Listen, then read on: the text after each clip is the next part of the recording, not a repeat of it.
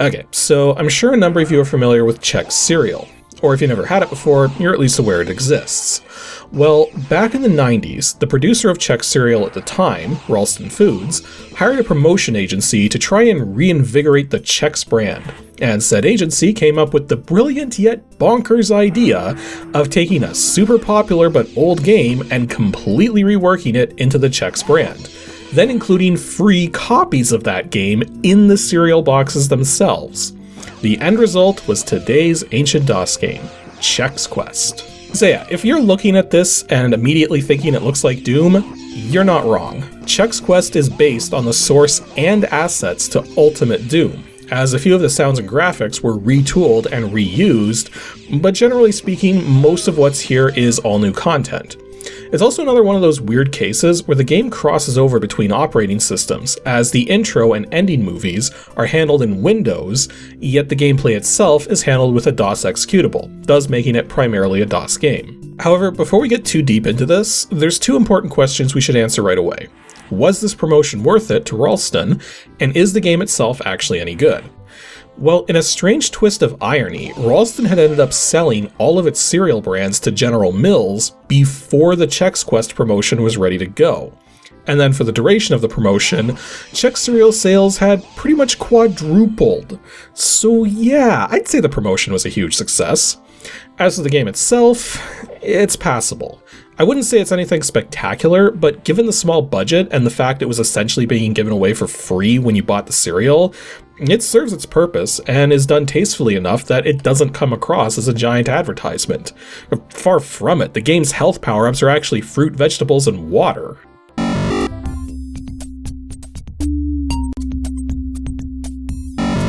Chex Quest was primarily developed by Digital Cafe, with constant input from Ralston to ensure the content was as family-friendly as possible. Though by the time the game was ready for the promotion, General Mills was now running the show, and thus they were technically the publisher, with the 6-week-long promotion occurring in 1996. Now, seeing that this is effectively just the Ultimate Doom with a makeover, it has pretty much the same basic game stats, being a one-player first-person shooter sporting VGA 320x200 256 color graphics, with a decent range of support for sound devices, though because it's all the original sound device support Doom had, it's lacking more direct support for common sound devices which had come out in the years following, such as the Windows sound system. As for its current release date, Chex Quest has technically always been freeware, and for some time it was possible to grab it and the second game from its official website. Though from what I can tell, that website was taken down either right before the 2000s began or shortly into them. So to get the game nowadays, you should be able to find it on download sites specializing in DOS titles. Thus, I'm going to recommend the usual standby of the DOS Games website at www.dosgames.com. Though keep in mind that pretty much every legitimate download of the game on the net does not include the Windows 3.1 components, only the DOS game itself, meaning you don't get the introduction or ending cinematics. If you do want to grab a physical copy, this can be an unusual prospect. Well, just under 2 years ago, back in April of 2020, Limited Run Games did a run of boxed copies of Chex Quest to be delivered later in the year, including a basic $40 big box edition and a $150 Warrior edition, which included a massive number of extras inside.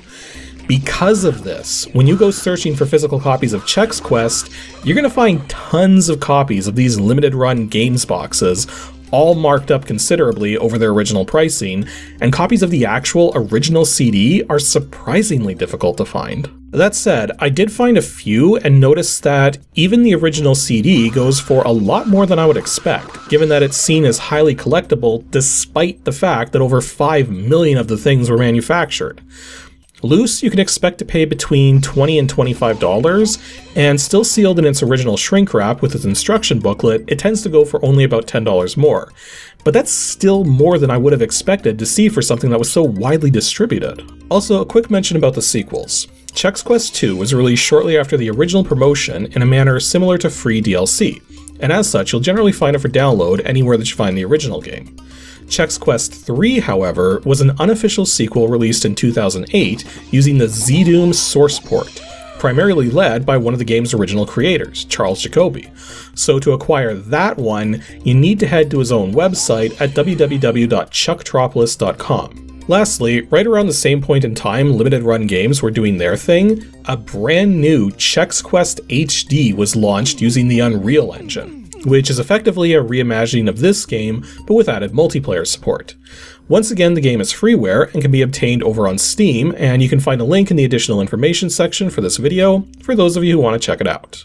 A volcano exploded on planet Bezoik, launching particles of rock into space. Yeah, I'm actually surprised there's enough material here to dedicate an entire section of this video to the game's story. And the Chex Quest takes place in a galaxy very much not like our own, overseen by many different cereal races united together under the banner of the IFC, the Intergalactic Federation of Cereals. And one of the planets in this federation is Planet Bezoik, which serves as a major mining and agricultural hub. However, following a volcanic eruption on the planet, which shouldn't have had much of an impact, all contact is lost. Now, granted, the eruption was powerful enough to blast some rocks out into space, and upon intercepting and investigating these rocks, a horrifying discovery is made. Microscopic organisms, which, upon coming into contact with nutritious substances, rapidly grow and transform into evil, slimy, cereal-devouring monstrosities known as phlemoids. Worse still, these phlemoids are completely impervious to conventional weapons, since they're not native to the same dimension, so a more creative approach was devised to deal with them. By recalibrating the standard issue Zorcher weapons used throughout the Federation to the same frequencies used by their transporter technology, it was made possible to teleport the phlemoids back to their own dimension simply by shooting them.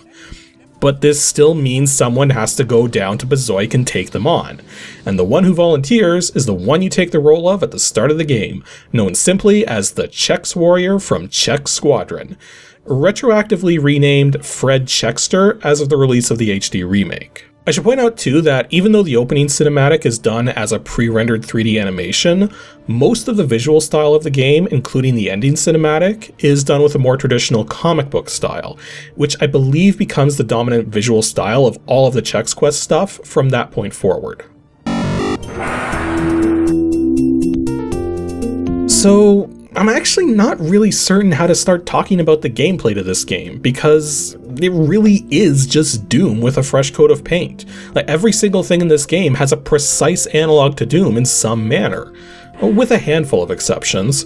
So I guess what I should probably do is focus on how this game differs from Doom, starting with the little differences and working up to the bigger ones. Well, first, let's get this out of the way.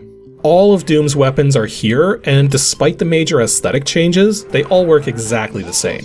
You've got a mini Zorcher in place of the standard pistol, a large Zorcher in place of the shotgun, which is actually found much later in the game than you'd expect, a rapid Zorcher in place of the chain gun, a propulsor in place of the rocket launcher, which, yes, is very capable of hurting you despite the lack of a visible explosion, a phasing Zorcher in place of the plasma rifle, and instead of the BFG, you have the LAS device, with LAS standing for Large Area Zorchine. Even your fist is replaced with a spoon, and the chainsaw is replaced with a Super Boot Spork, which you don't find until very late in the game. Actually, that LAS device is an interesting one because you won't normally find it over the course of the game, as it's hidden away in a secret area which requires a bit of creative thinking to reach. But I was able to find it entirely on my own without a guide or map, so it's not unreasonable to be able to find it yourself. Plus, when you do, you'll also find photos up on the walls of the various people who worked on this thing. In terms of enemies, there's only 3 different kinds of phlemoids found throughout the game. Technically 4 if you count the quote-unquote boss, but said boss is just a wall with a face that shoots at you. Kinda like at the end of Doom 2, but way less menacing. The other 3 phlemoids include a very basic one, which just moves around and strikes when you get within melee range, a much faster and stronger one, which is equivalent to the pink demons found in Doom, and a type of phlemoid soldier which is able to launch balls of goo at you, which I believe is analogous to the imp enemies. The same 5 difficulty selections Doom had are also available here, renamed in order of easiest to hardest: Easy Does It, Not So Sticky, Gobs of Goo, Extreme Ooze, and Super Slimy. Though I will note that even going up to Extreme Ooze, the equivalent to the Ultra Violence difficulty level, the overall difficulty of the game is far less than that of Doom. As such, I'm willing to bet that even the Super Slimy difficulty is indeed possible to win, But just like with Doom, this results in enemies constantly respawning just moments after they've been zorched, so there's definitely some challenge to be had here if you really want it. In terms of power-ups, some of the original Doom power-ups are missing, but a few do make an appearance. Both kinds of armor are present, the computer area map is present as well in some levels, and because the last level heavily features slime pits, you can also find an equivalent to the radiation suit there. Plus there's a supercharged breakfast, which essentially takes the place of the soul sphere, bumping your health up to 200%, though it never explicitly says what that breakfast consists of.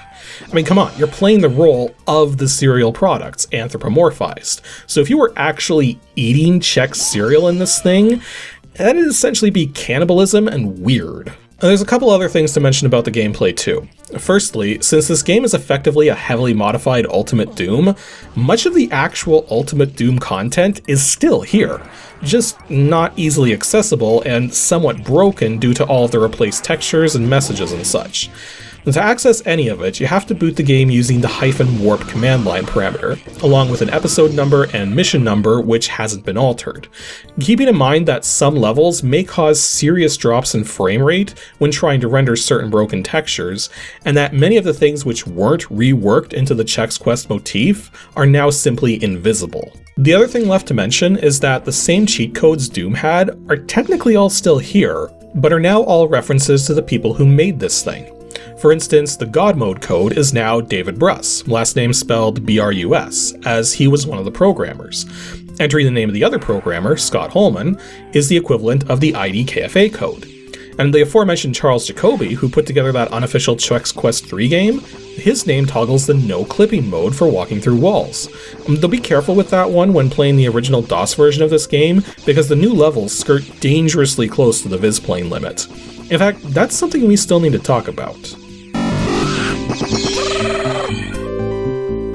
Definitely the biggest change of the entire package compared to the original Doom are the levels.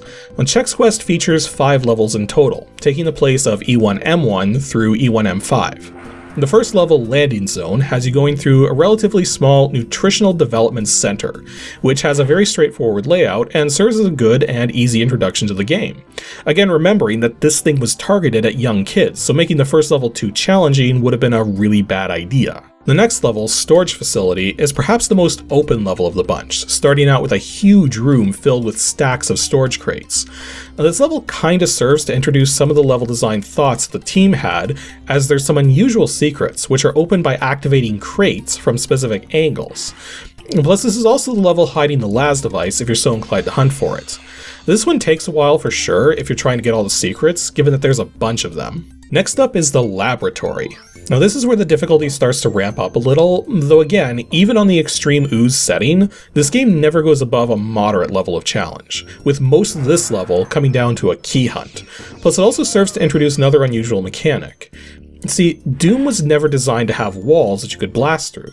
There technically is a wall flag in the Doom engine that responds to being shot, and it's even used a handful of times in Doom itself, but you can't actually create walls which you blast apart. Here in the laboratory, though, you'll find air ducts with grates on them that you can see beyond. Well, sure enough, those grates are not solid. You can walk straight through them. And knowing you can do this is kinda essential to keep in mind from this point forward. Next up is the Arboretum. Now this level is very much more of a puzzle than anything else, as it has some unusual twists and turns which can throw you off in terms of progression, plus you eventually have to find your way through a hedge maze. And unlike the mazes in Doom, which you could find your way through with the auto map, someone at Digital Cafe realized there was a flag to make walls not appear on the auto map. And sure enough, the entire hedge maze does not show up on your auto map at all. Now granted, this hedge maze is not very big, so it's not that big a deal, but there's some relatively small openings which are easy to miss, so it's very easy to get lost in here despite its small size. The last level of the game is the Caverns of Bezoik, and this is basically a culmination of everything the other levels have been throwing at you, along with slime pits which sap your health, and lots of tight, dark, and twisting tunnels, ending with a big showdown against a large number of Flemoids in a huge room, along with a boss of sorts which isn't really much of a boss since it can't move and it doesn't fire all that fast. Now appropriately, this is the hardest level of the set, and is also the trickiest to explore, so it actually does make for a decent final level. Overall, Chex Quest is a neat little thing, and kinda helps to prove a point about first-person shooters that I've tried to relay myself every now and again. An FPS does not need to be blood-soaked and gory to be fun, and the legacy built from this first Chex Quest game definitely demonstrates this point. Sure, the game isn't that challenging, can be beaten relatively quickly, and doesn't have a ton of variety. But let's be real here, this might be one of the best things ever put into boxes of cereal. And that even brings up another interesting thing, is that this is often lumped together with all the other quote-unquote advergames out there, games which are essentially giant advertisements. But Chex Quest really doesn't make me feel like wanting to eat Chex. Instead, Chex is used as the overarching motif to create a story and drive the game, as opposed to being an object of lust the player is meant to become made to desire from playing the thing. Though don't get me wrong, even though this is my first time ever playing this game, Chex is actually one of my favorite cereals, next to Life, Vector, and Shreddies. Again, as with any Doom Engine games, I highly recommend going with source ports nowadays, as opposed to running the original DOS executables. But if you do wish to run the original in DOSBox, you can leave cycle set to auto or max and it should work fine.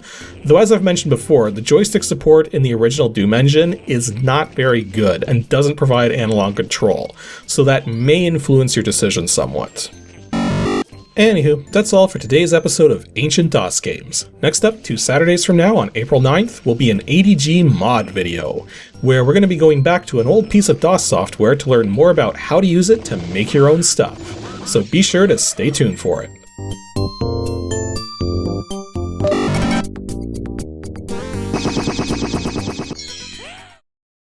Thanks for watching, everyone, and extra special thanks to those of you supporting me on Patreon. Here's just a small random set of you guys.